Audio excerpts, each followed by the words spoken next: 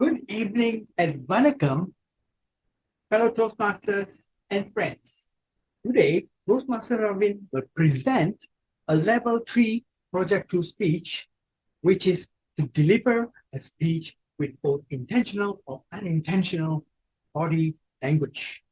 This will enable him to learn, practice, and refine how he uses non-verbal communications during a speech delivery. During the speech, I will be particularly observing much of his vocal variety, including hand gestures, eye contact, facial expressions, and bodily movements. His speech title, Fear of the Failure, will be between 5 to 7 minutes long. Now, ladies and gentlemen, let us wish Toastmaster Ravin all the best for his incoming speech. Back to you, Toastmaster of the evening.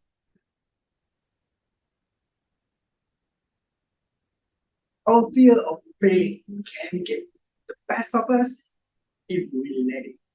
In Ravin's case, he was utterly aimless as he let his dreams fuel his motivation to snap and renew himself out of it successfully by joining the Toastmasters. Ravin nailed it by starting his speech with a question followed by the answer of definition of fear, synonymous with his speech title. Awesome. I could see the opening drawing the audiences to his main body when he asked the second question. Now, this gave it his speech originality coupled with compatible speech flow. It was perfect. Most touching, ladies and gentlemen, was the value of speech. He chose his fear of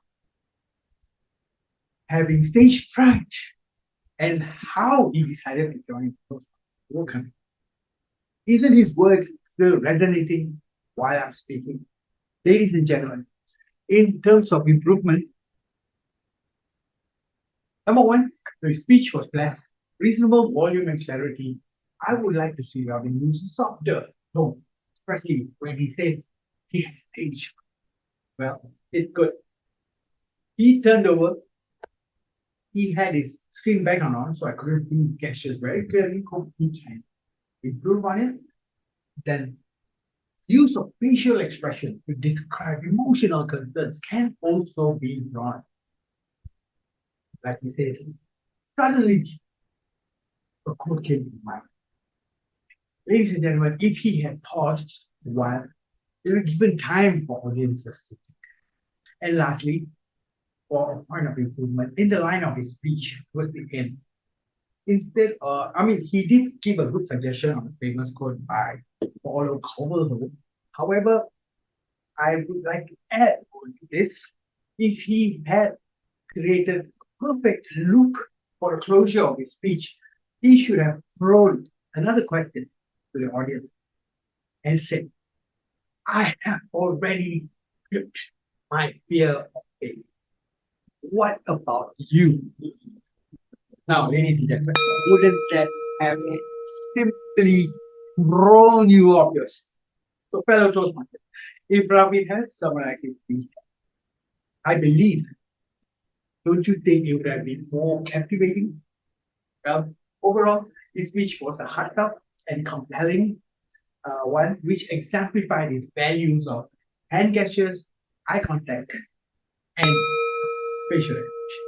If Ravin could make these minor adjustments, I'm sure he will deliver a sterling performance next time he goes on stage. With that, I congratulate Ravin for his successful renewal from fear of failing.